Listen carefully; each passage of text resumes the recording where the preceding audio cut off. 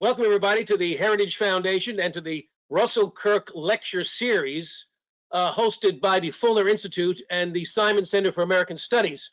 I'm Joseph LeConte. I'm a director of the Simon Center, and it's a real privilege to be part of the Russell Kirk Lecture Series because of the amazing influence of Russell Kirk as one of the most important conservative thinkers of the 20th century. We are proud to honor his legacy here at the Heritage Foundation. Before I introduce the speaker, just some quick housekeeping items. You want to have your microphones on mute. Use the chat box over there for questions to the speaker as we get into the Q&A time. And this event will be viewable online, I think, within about 48 hours after the event. So let me say a few words about our speaker, Dr. David Rose, a professor of economics at the University of Missouri, St. Louis. He served as the department director of graduate studies and department chair over there. He received his PhD in economics from the University of Virginia. He's published numerous scholarly articles. His work has been funded by the National Institute of Mental Health, the Earhart Foundation, the John R. Templeton Foundation. Dr. Rose also contributes to policy debates on topics ranging from Social Security, monetary policy, judicial philosophy, education reform, and healthcare reform. He does work on the evolution of firms and what he calls the new business ethics. I'd love to hear more about that, business ethics. He's now in his second term on the U.S. Civil Rights Commission.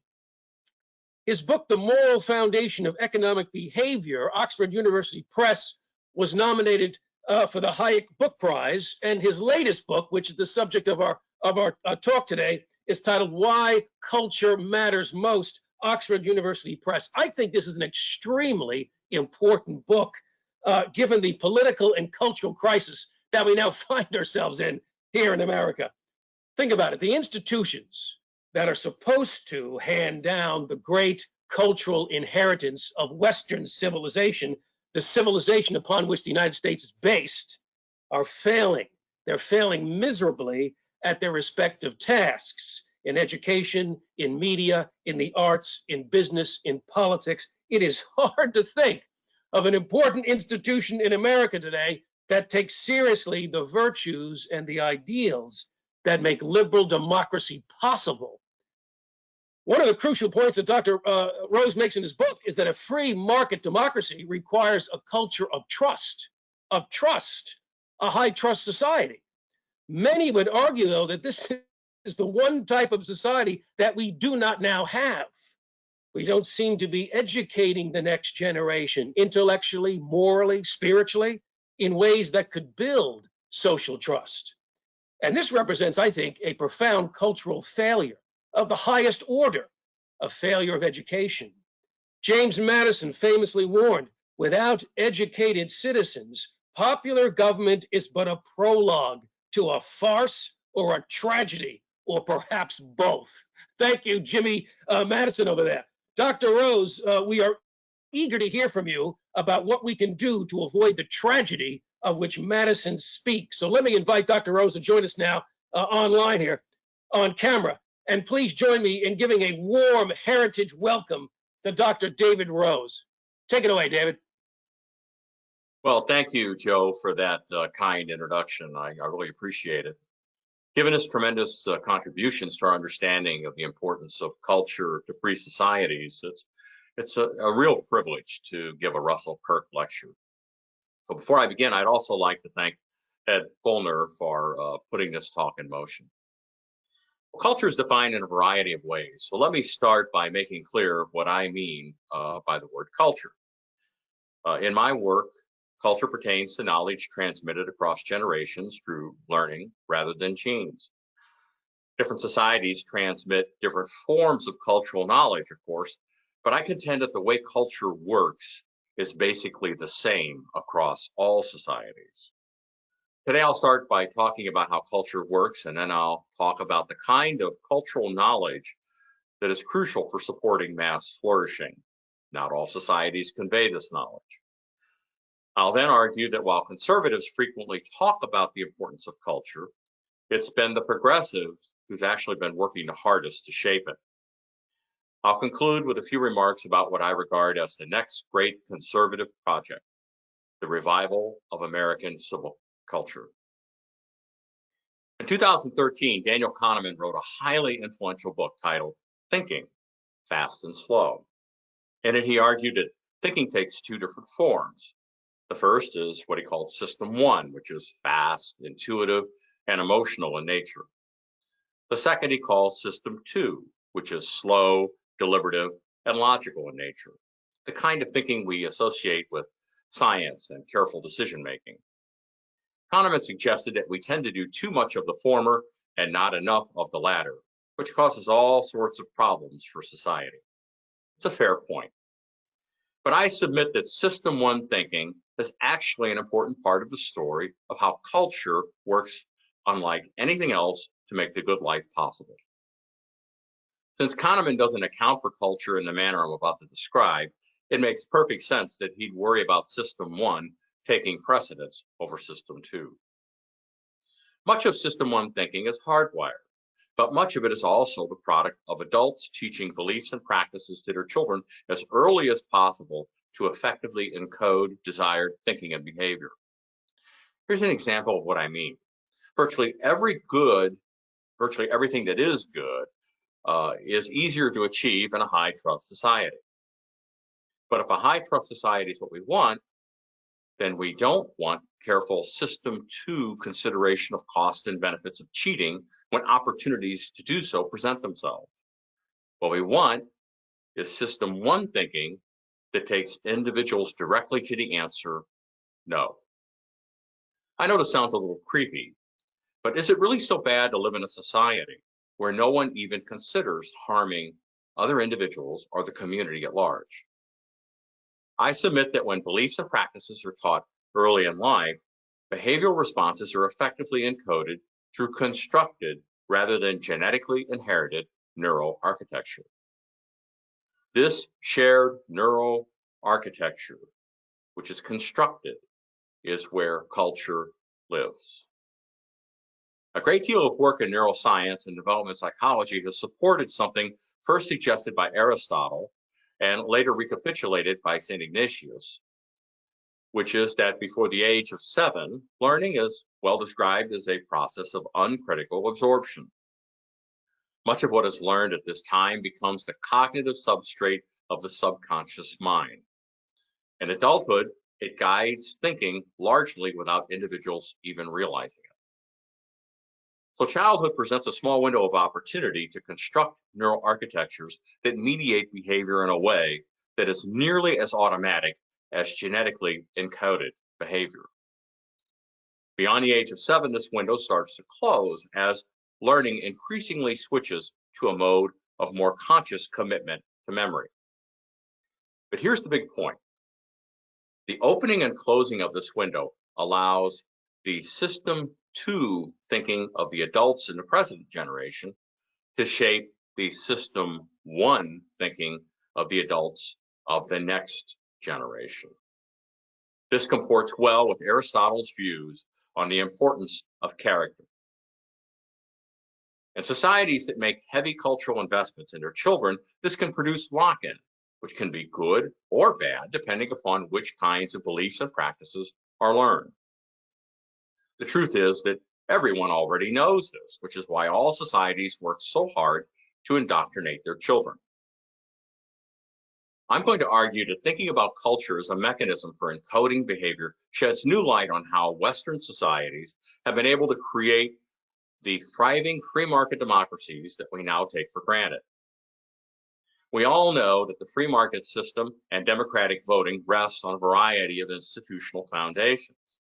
We also know that many of these institutional foundations are very trust dependent. When judges can't be trusted to abide by the rule of law, for example, we lose confidence that contracts will be impartially enforced, and we become less willing to work to acquire property. When we don't trust election procedures or poll workers, we become cynical about democracy. Low trust can therefore weaken, corrupt, and even destroy these and other important trust-dependent institutions.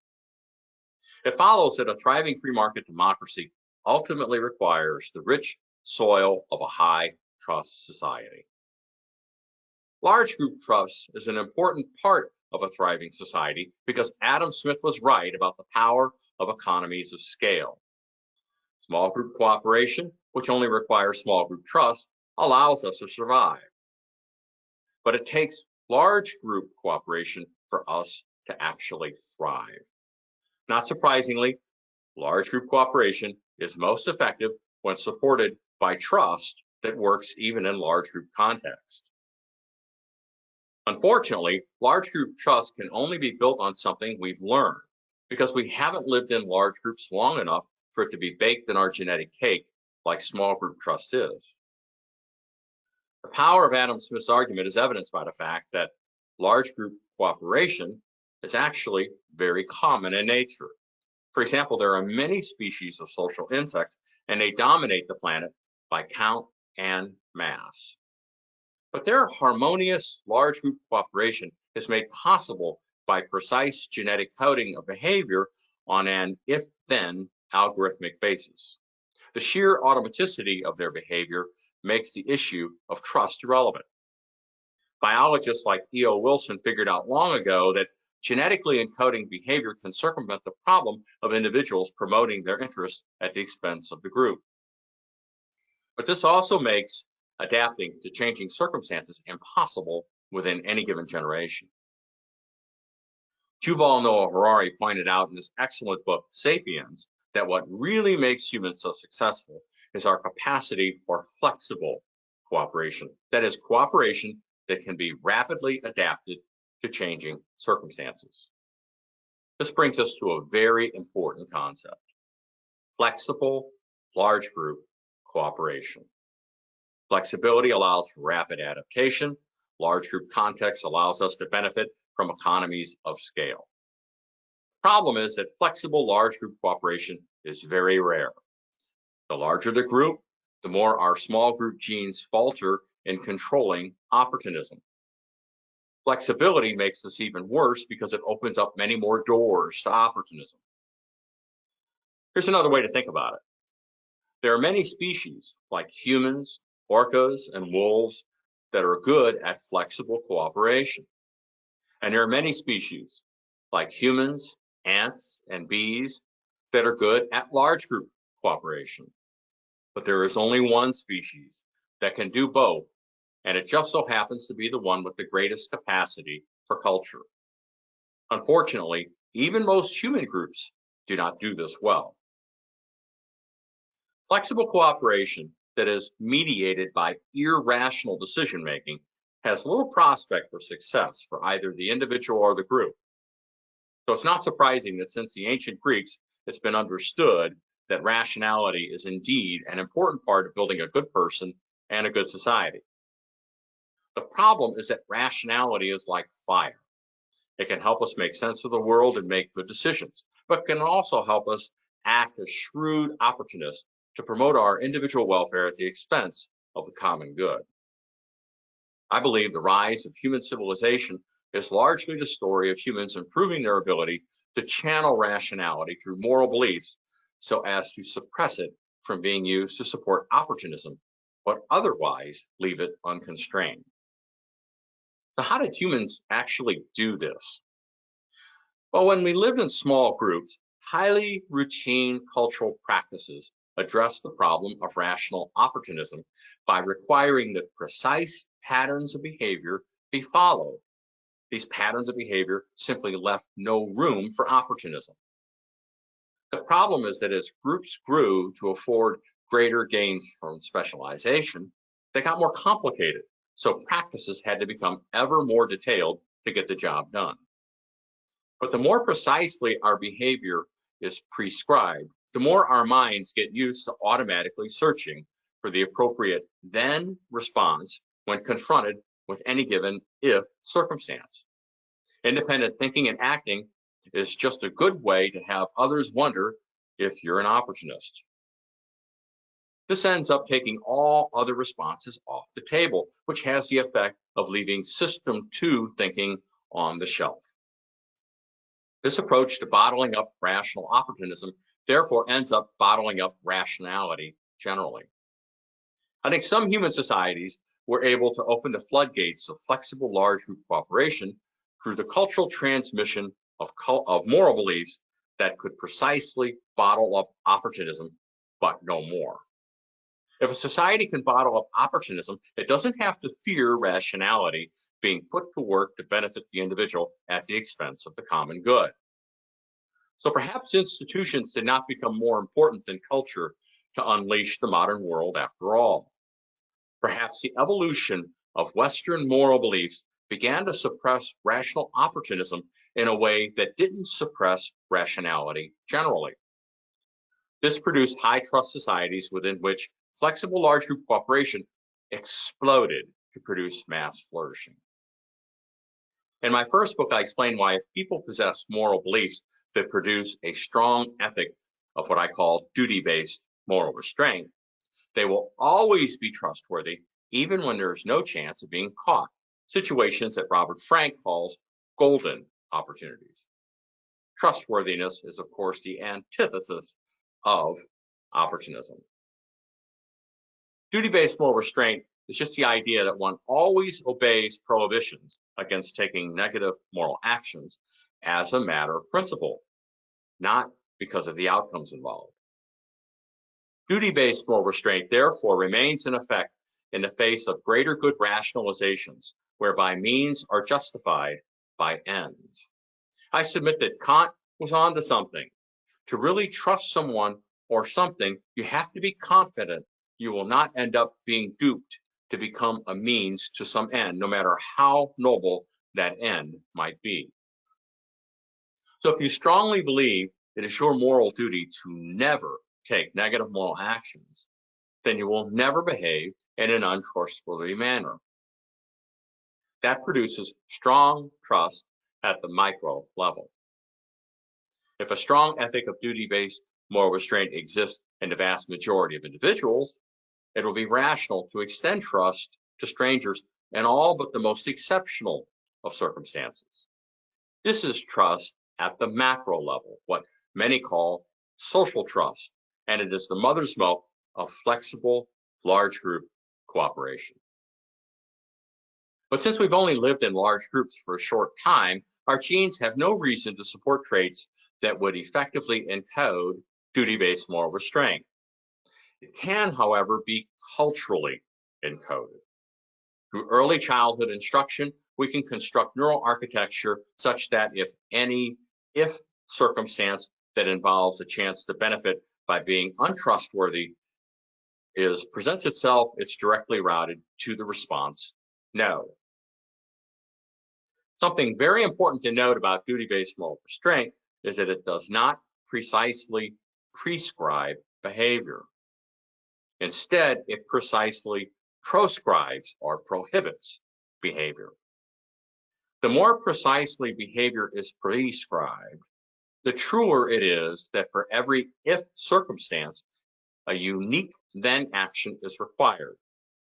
The problem with that is it effectively redacts all other possible actions.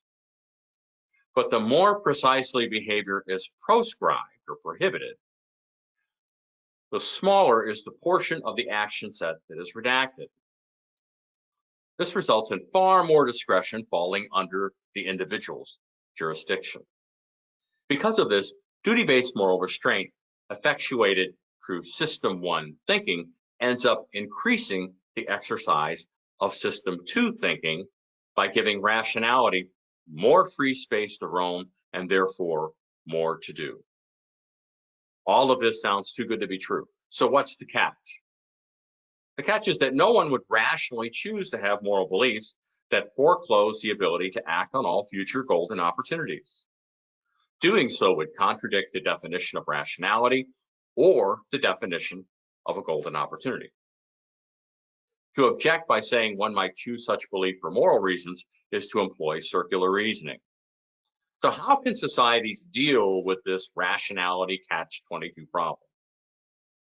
The answer is to exploit how culture works like nothing else can.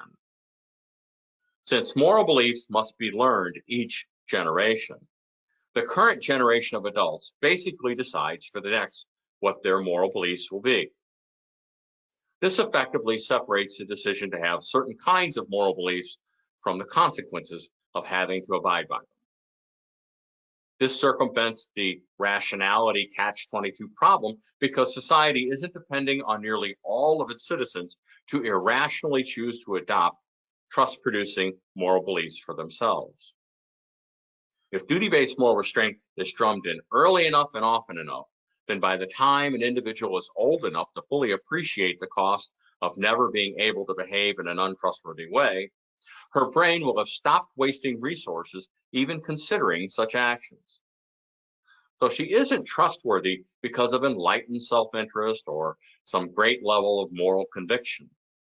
She's trustworthy mostly because she doesn't even consider being untrustworthy. This sounds a lot like Aristotelian virtue character manifested through Kahneman's System 1 thinking. We all know people who aren't even tempted to be untrustworthy, mostly because they don't even think about it. And the best societies are jammed with people like that. Humans use culture to encode a great deal of behavior. In some cases, beliefs like duty-based moral restraint produced high-trust societies that support the trust-dependent institutions through which free market democracies function. In my view, duty-based moral restraint is one of the most precious gifts of Western civilization.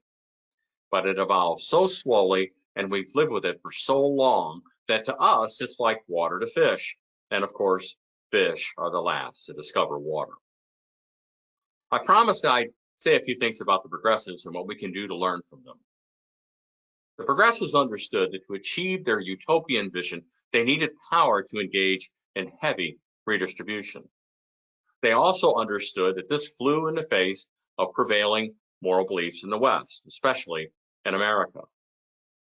Most Americans believe that while government power could be used to force citizens to pay for their fair share of public goods, it could not legitimately be used to coerce redistribution. So over a century ago, progressives began working to push moral thinking in a new direction, one more amenable to greater good rationalizations that could morally and therefore politically justify heavy redistribution. Slowly, this shifted our focus away from moral restraint, which is crucial for preserving freedom and stoking rationality. And it pushed it towards the promotion of social justice, which is crucial for justifying coerced redistribution and conformed behavior. Social trust has been falling ever since because it is from knowing that others and government will not morally rationalize using us as means to ends that we can trust both. Because the progressives understood the power of culture, they worked hard to get into control of K through 16 education. Time freed from no longer teaching about history and our intellectual inheritance from Western civilization is now put toward indoctrinating children in new ideas that stress the moral and political foundations of socialism. In doing so, they construct neural architecture that supports being a useful member of a state-controlled society, one that promises to provide care in return for liberty. The progressives are fond of saying that uttering the word culture is blowing a racist dog whistle. Meanwhile, they've been practicing Fabian acculturation to perfection. This is why they worry so much about school choice and stress state-sponsored pre-kindergarten education. Each successive American generation has a little less fidelity to duty-based moral restraint and a little more anti-capitalist and anti-American views. Progressives have been winning the long game. Meanwhile, what we've been doing isn't working. We make economic efficiency arguments in praise of the free market system while they denounce it on moral grounds. Well, morality trumps everything, and no economic efficiency argument has ever beaten a moral one, nor will it ever in the future. To turn the tide, we need to make an affirmative moral case for the free market democracy. There is a strong moral case to be made, one rooted in many of the premises that progressives strongly endorse. But how best to make that case is a discussion for another day. But what I can say today is that there's nothing more important for the Heritage Foundation to do than to work to revive American civic culture by reviving civic education across the country. When I say this, conservatives say, sure, Dave, great idea, but right now we need to fill in the blank. Well, I've been hearing that for 30 years. Now more young adults than ever favor socialism over capitalism. It is time conservatives go beyond talking about the importance of culture and actually get into the game. And that concludes my remarks. Dr. Rose, thank you for that really, really stimulating, challenging, provocative discussion. And there are many, many questions I have. I want to remind everybody out there in our studio audience to submit your questions into the question box, and we'll get to as many as we can in our remaining time. Dr. Rose, one of the phrases you used here repeatedly in the talk, duty-based moral restraint, right? Duty-based moral restraint. It seems to me, and feel free to push back, it just seems to me that in many ways, this is near the heart of the struggle that we're having right now in the United States. We've been having for decades as we try to battle the progressive leftist and, let me say, secular mindset. In other words, the idea of taking away the restraints on the individual, stripping away any kind of moral restraints, parameters. That seems to be part of the progressive project. It's not only enlisting young people in a social justice cause, but it's the whole idea of casting off the restraints. And I wonder what you might say about that, where you see that happening, perhaps in really acute ways, the release of restraints, and how should conservatives be thinking perhaps more strategically about that? Because it does seem to be close to the heart of your argument of, more duty-based moral restraint is what we need. Well, we're having that fight, aren't we? We are. I basically have two responses to that. In my first book, I discussed this issue, and I called the key idea to address your point here is what I call moral détente. If you are someone who really wants to do what you want to do, and of course we all really want to do what we want to do, but you want to do it so badly that you're willing to violate what have been historic restraints, then you are someone who is going to have a natural affinity for moral beliefs that don't draw constraints with bright, bold lines. My father-in-law, who grew up in rural Arkansas, had a great way of putting it when he was talking about raising children. He said, Dave, when it comes to raising children, I believe in just a few bold lines. Not a lot of rules, just a few, but they're drawn boldly. Now, this is the idea that there are restraints on your behavior. They're very strong. They're inviolate. But because we're regulating behavior in that way, not in terms of telling people what to do, but what not to do, we can actually have a society with very few of them. But if you want to do things that would violate our customary constraints, you are going to be someone who is eager to rationalize being able to do so because you want to think that all morality occurs on the same moral dimension. So how moral a person is determined by their moral behavior, with positive moral acts being to the right of zero and negative moral acts being to the left of zero, acts of strong moral significance being large in absolute value.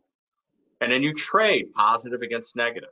This is the best way to rationalize being able to do whatever it is you want to do.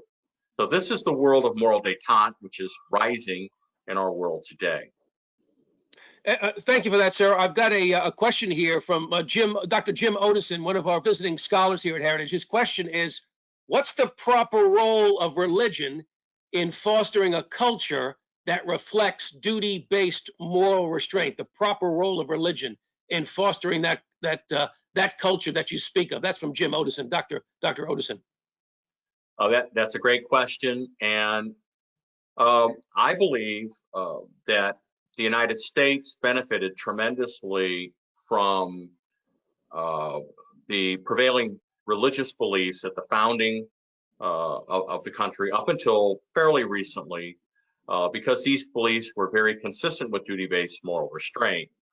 The interesting thing about religion is that I think if you look at religions, if you talk to imams from Islam or rabbis from Judaism, pretty much it doesn't matter across the board if you talk to them about duty-based moral restraint, or the idea that moral restraint, a little softer idea is just simply that moral restraint is more important than moral advocacy, because doing harm is a more morally significant thing than doing good.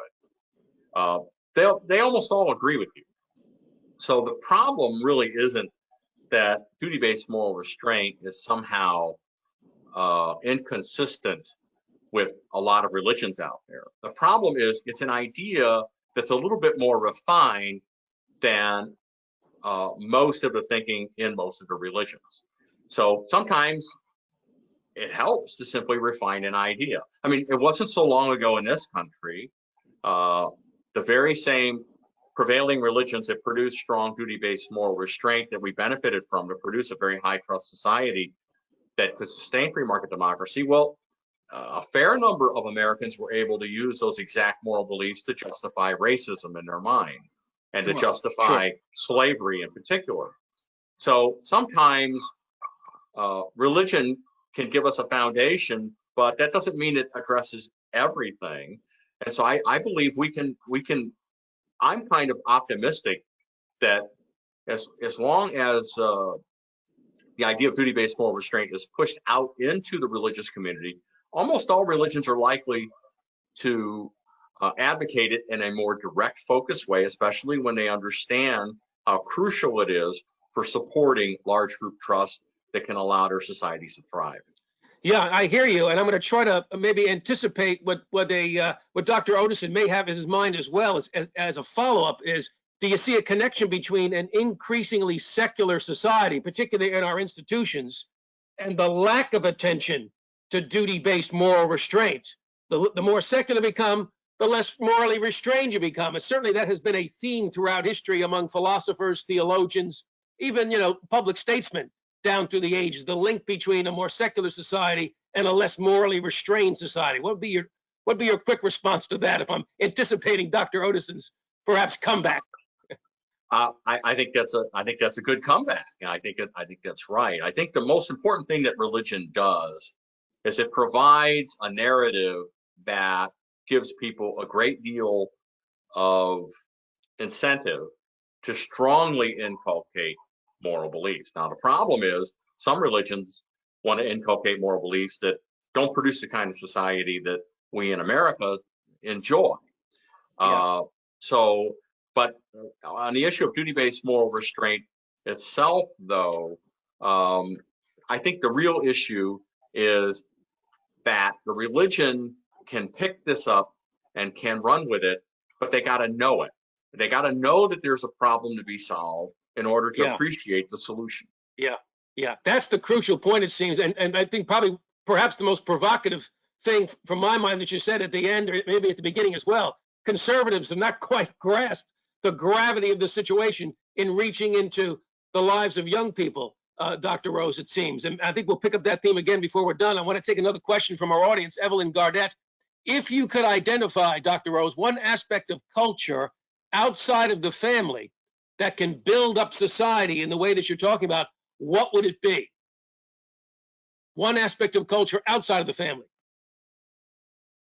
Well, that's a question designed to be hard to answer, because obviously one of the reasons why the family is so important is it provides, and I talk about this extensively in the book, about how the structure of the family provides powerful incentives to inculcate duty-based moral restraint, and that there's really no good substitute for it. I think, however, that historically religion has picked up much of that slack, and to some extent K-12 education did. The problem with K-12 education isn't that it doesn't teach morality. The problem with K through 12 education is that it teaches a type of moral thinking Yeah.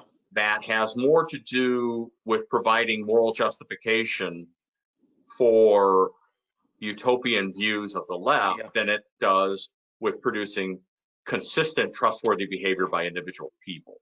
Yeah, wow. You know, Dr. Rose, in some ways, and you probably wouldn't put it in these terms, but you're really making a kind of a damning indictment in some ways of kind of where we are, not just our progressive friends, but even our conservative friends, not thinking carefully enough about those early crucial years in education. Here we all are wanting to see our kids back in school, you know, back in the public schools with the pandemic, but going back into those schools means going back into that cultural indoctrination, if I'm reading you correctly. Is that right?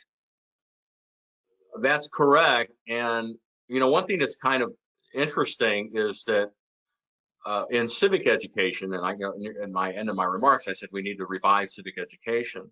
And one of the things that's lacking in the way we taught civics before it was dropped from K through 16, there wasn't much discussion of moral foundations or how economics interacts with the civic society. That was all kind of left out. And I think the reason why it was left out is there was so much cultural inertia from intact families and from religion coming into that period that this was treated as something that we didn't even make a decision to leave it out. It was just something that we presumed would always be there, like the Rocky Yeah, Mountains. I think But that's that's right. not true. And what has happened is the left has not been the least bit shy about entering into the moral space. Yes. I find it wildly ironic that people who spend so much time talking about following the science spend so much time making moral assertions, saying that this is morally compelled or you shouldn't do this because it's immoral, and stating it as though on any particular policy position, as though it's as self-evident as if you let go of an apple, it'll fall to the Yes. ground. Yes. Yes. What do you think helps to explain then? Because you say you've been at this now for a couple of 3 decades, trying to raise the alarm in various conservative circles or elsewhere. What do you think explains the sort of lack of attention to this really crucial dimension of culture shaping, this civic education, getting to our young? I don't think there's a conservative in the audience or outside this audience that would disagree with you. I think the problem is the more successful a society is. And if you could lean a little closer to that mic, I think we're losing you a little bit. Yeah, thanks. Okay, the more Great. successful a society is, in other words, the higher it climbs the mountain of achievement and high quality of life, uh, the smaller is the cost and the harder it is to notice the cost Ah, of backsliding. So we've been yeah, backsliding for a long time, but it's been a death by 1,000 cuts. I see. Now, however, I would say the last 2 years or so should have shocked some people into reality. So it is I time see. for us to take civic education seriously, to not be agnostic about moral education, to get in the game. We have not been in the game. We've abdicated the game, and the progressives have filled the vacuum with their own brand of moral teaching. Wow. So now we're seeing kind of the fruit of that abdication in a lot of ways. It seems to be your point, Dr. Rose. I got another question here in the chat box from Paul Laskow. Do you think there has been a decline in the quantity and quality of civic associations, which is contributing to the problem? A decline in the quantity and quality of civic associations as part of the problem? My good friend Bob Putnam likes to make a big deal out of that social culture, Sure. social capital, and I think it's true, but I tend to think of it not as a cause, but more as an effect. When we trust each other, we're more likely to spend a lot of time together and do things together and so on. The less we trust each other, the more we tend to retreat into the groups within which trust is easily sustained. Yeah. And I think in the United States, you're seeing the rise of a kind of thoroughgoing tribalism. Yes. It's almost happening in real time. And if you can go into neighborhoods and people who used to hang out with each other and easily get along, they had different political views, but nobody really cared. But they only cared about whether the beer was cold and whether the barbecue was good, and whether the kids were winning at t-ball. Yeah. That's what they cared about. But you can sense a tension that's there that wasn't there even just a couple of years ago. So many of these kinds of endeavors that involve groups that are quite a bit larger than your closest friends and family, I think are being undermined by the reduction in large group trust. That, again, is another thing that we take for granted because we've lived with it our whole lives. Yes. But I would hope that the rampant political tribalism that we're seeing today will cause people to stop and think and maybe be willing to take a different direction. Wow, a real cultural wake-up call. I got another question here. Raphael Davidov, the Frankfurt School has pushed a form of cultural Marxism through Western institutions, particularly educational ones. Do you think that the Marxists will one day push for a form of religious or spiritual Marxism in the future? No, because they're already doing it in the present. If you listen to people who are the most fervently left or the most fervently progressive, the way they speak, the conviction with which and the emotion with which they advance their positions is consistent with a kind of religious zealotry. It's already there. It's already happened. It's ironic that there is so much fervent religiosity among people whose champion felt that religion was the opiate of the masses. I'd say he was right. The religion that is now dominating on the left has become the opiate of those masses. They are engaging in a great deal of intellectual laziness by simply handing off complex issues and treating them as simple one-step moral argument type issues. So, for example, should we have nationalized health care? Answer, yes. Why? Because health care is a right. Why? Because it would be immoral to not provide it. Well, that's pretty easy. We're done. There's no discussion about the pluses or minuses of doing it in some other way, or having, say, maybe as a society we should take care of each other, but why that couldn't be done through private organizations, as documented so well by Tocqueville. No, we don't have any of those conversations. Yes. So that to me, we are already in that realm. It already is there. And the problem with that is that it has tremendous appeal to young people. Yes. And so it's very difficult to undo later. Yes. If I could maybe rephrase it a bit, a sort of blunt, clumsy, heavy-handed moralizing that always seems to lead in one direction, which is a larger, more intrusive nanny state, a paternalism. My friend, the social thinker Os Guinness, the phrase I think he uses is paternalism without a father is where we're headed with so much of the progressive left. I think also, again, perhaps linked to this secularizing tendency. If you don't have a deep source of a religious, transcendent source of meaning for your life, the way human beings seem to be wired is we're going to crave it. We're going to find it somewhere. Social justice, quote unquote, seems to be operating something like a cult. If I can speak with my historian's hat on, it has the trappings of a fervent religious cult, doesn't it? It's devotees, it's rituals, it's dogma, and of course the heresy, identifying and punishing the heretics. Back to you, Dr. Rose, on that. Go ahead. It does have those trappings. I would add an addendum to your point. It's also subject to positive feedback. When I do believe Viktor Frankl was one of the most perceptive people to ever live. He's right. We just cannot thrive as individuals or as a society without a sense of deep meaning. Yes. And when life gets easy, when the world is easy, and that's one of the big problems with America, we're so successful that we're able to produce a pretty easy life.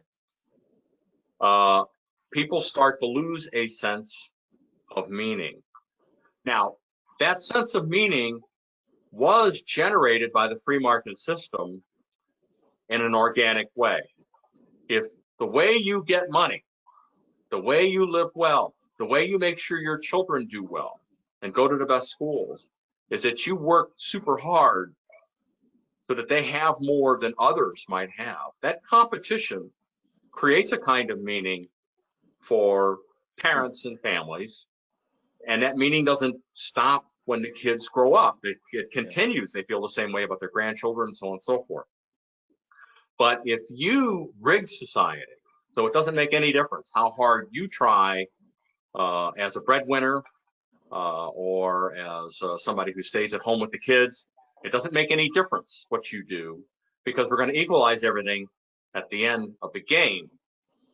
Then the meaning that would have come from the noble struggle to promote the welfare of your children, whom you love more than life itself, has been sucked away. You're not relevant anymore.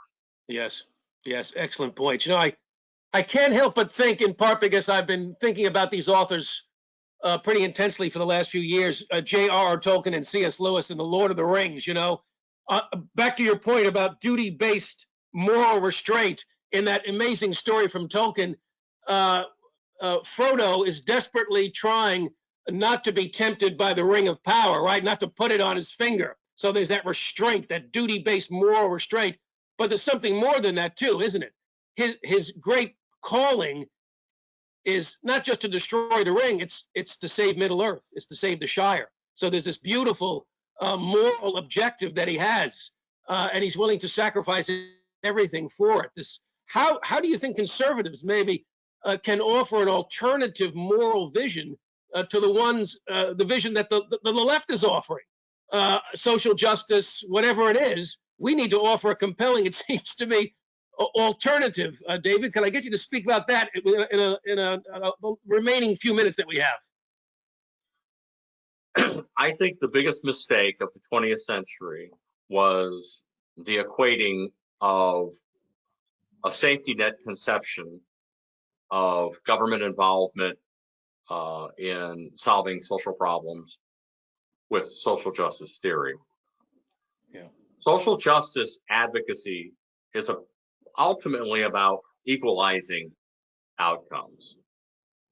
If you talk to a social justice advocate, they'll tell you, oh no, it's about this, that, and all these other things. But all those other things tend to be already subsumed in our existing sense of justice. We don't need a new theory of justice in order to believe that it's unjust to have mechanisms that don't give people due process. That's already been sorted out. There's no value added. The only thing that makes social justice theory different in an interesting way is its emphasis on justice as outcomes, particularly the more equally outcomes, the more just is the system. I think that one way to sort out this thinking in order to give young people enthusiasm for a conservative kind of position on this to supplant social justice theory is to explain to them that if you have a grand bargain in society where we say, look, in return for leaving the way the economy works alone, leave it alone. Do not try to manipulate it. Don't redistribute it. Don't do any of that stuff. In return for that, we will use a substantial portion of the money generated by such a rich society to provide for basic needs. This is not what social justice advocates want, because the provision of basic needs is a very well-defined thing. You only drink so much water, you only eat so much food, you only need so much shelter, you only need so much health care. It's something that can be solved, and once it's solved, there's nothing more for them to do. And if there's nothing more for them to do, there's no meaning for them to have. Yeah. But you can reverse it and say, by working hard to promote the free market democracy, we can generate so many more resources that we can actually deal with real problems. If the problem of people feeling bad because they don't have as much as other people, that's a problem that's of dubious moral merit. It really is not that deep of a moral problem, and maybe not a moral problem at all.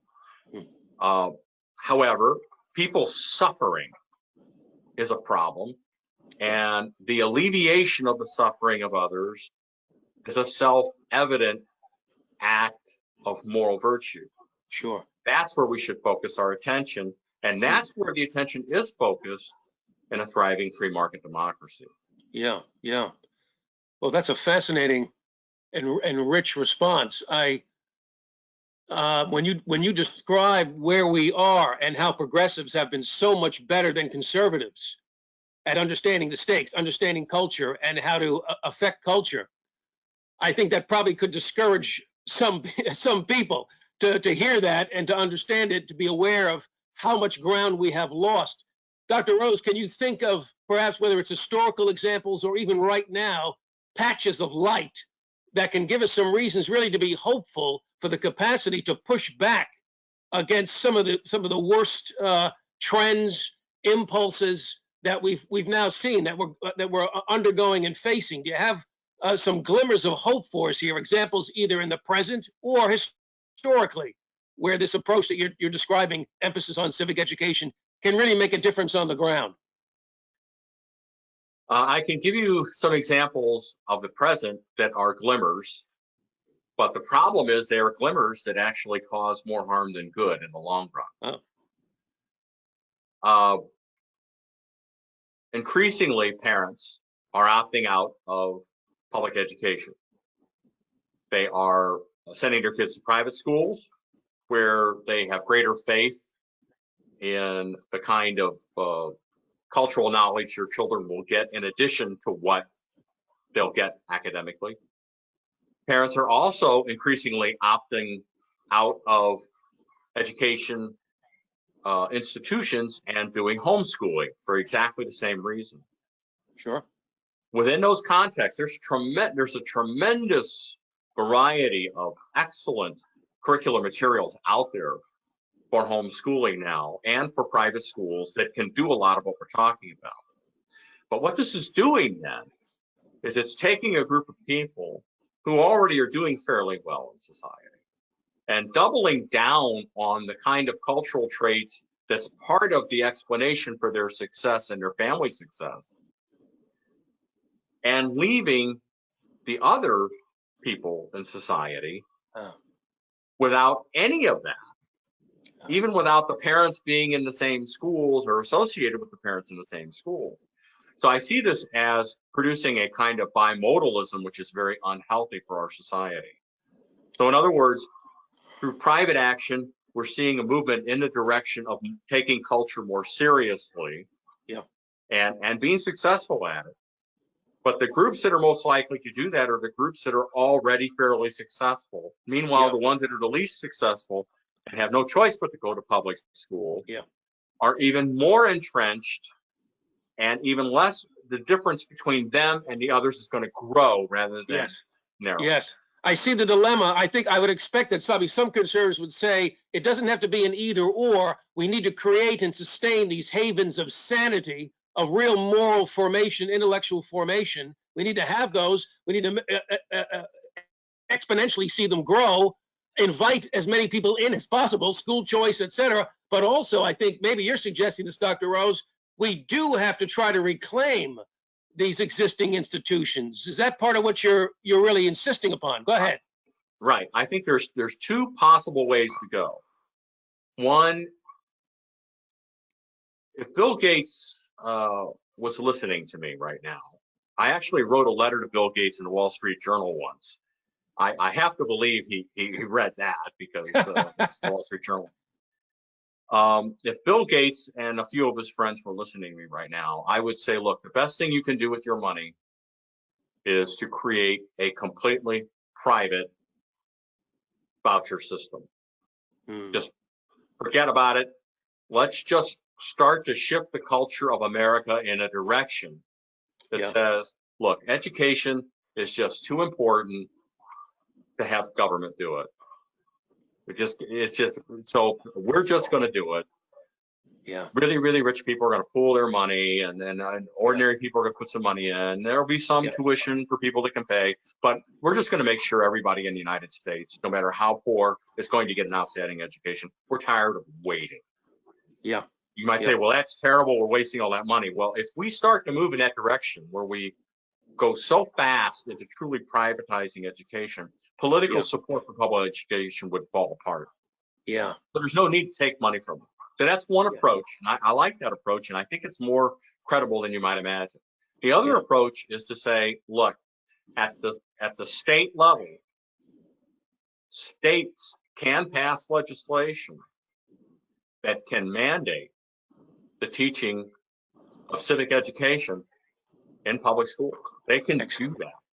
And some states have already done that to some extent and have some pretty good education along those lines. Florida does, Texas does, I'm sure a few others do.